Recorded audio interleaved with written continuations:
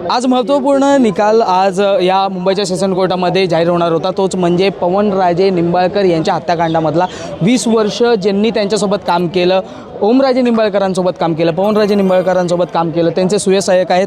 जो निकाल लागलेला आहे निर्दोष मुक्तता सगळ्या आरोपींची झालेली आहे। जे 8 आरोपी आहेत त्यांना धरून पद्मसिंह पाटील आहेत त्यांची ही निर्दोष मुक्तता झालेली आहे। काय सांगाल हा निकाल पाहून नेमकं काय म्हणाल? साहेब, आमच्यासाठी हा निकाल खूप दुर्दैवी आहे, खूप दुर्दैवी आहे। हा निकाल म्हणजे पूर्ण विकला गेला निकाल आहे, पूर्ण विकला गेला निकाल आहे।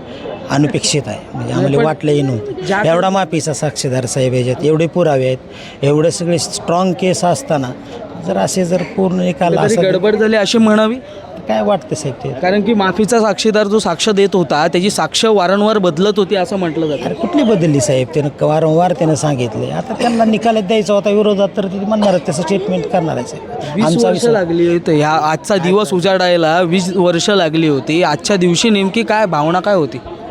खूप म्हणजे खूप आता काय मी शब्दात सांगू शकत नाही साहेब। परिस्थितीही नाही साहेब, परिस्थितीही नाही साहेब, खूप वाईट आहे। आता नेमकं काय करणार यापुढे? लढत राहणार, लढा देणार साहेब, थांबणार नाहीत आम्ही। राजेसाहेबांचे कार्यकर्ते आहेत साहेब, थांबणार नाहीत आता आम्ही।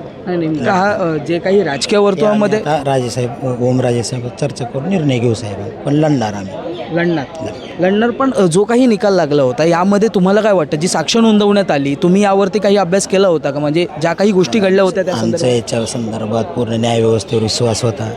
न्यायव्यवस्थेवर आमचा पूर्ण विश्वास ठेवूनच आम्ही केस लढलो।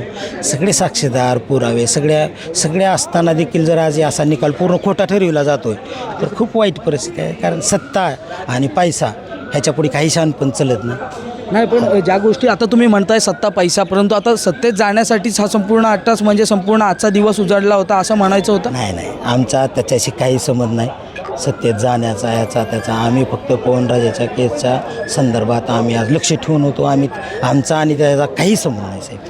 पद्मसिंह पाटलांवरती जे काही आरोप करण्यात आले ते आता अशा पद्धतीने बिनविरोध कशा पद्धतीने म्हणजे कोणतेही त्यांच्यावरती कुठलाच आरोप झालेला नाही आहे सिद्ध असं करून ते सुटलेले आहेत, म्हणजे नेमकं काय म्हणायचं याला? मी सांगितलं ना, सत्ता आणि पैसा ह्याच्या पुढे काही क्षणपण चलत चालते। आम्ही लढा देऊ साहेब। पुढची भूमिका काय असणार? लढा देऊ साहेब, लढा देऊ। नक्कीच आपण जर पाहिलं 20 वर्षांपासून जे सुयसहाय्यक काम करत होते पवनराजे निंबाळकर यांच्यासोबत, त्याचबरोबर ओमराजे निंबाळकर यांच्यासोबत, त्यांच्याशी आपण बातचीत केली। एकंदरीत आपण पाहिलं महत्त्वपूर्ण खटला आज या ठिकाणी जो येतो सुरू होता, तोच म्हणजे पवनराजे निंबाळकर यांच्या हत्याकांडाचा संपूर्ण खटला आज या ठिकाणी सुरू होता। 20 वर्षांनंतर आज कुठेतरी हा दिवस उजाडला होता आणि त्याची जी आहे ती म्हणजे त्याची वाट सगळेच जण पाहत होते। म्हणजे त्या बाजूने आपण जर पाहिलं तर पद्मसिंह पाटील असतील तेही पाहत असतील, त्याचबरोबर ओमराजे निंबाळकर असतील तेही पाहत होते।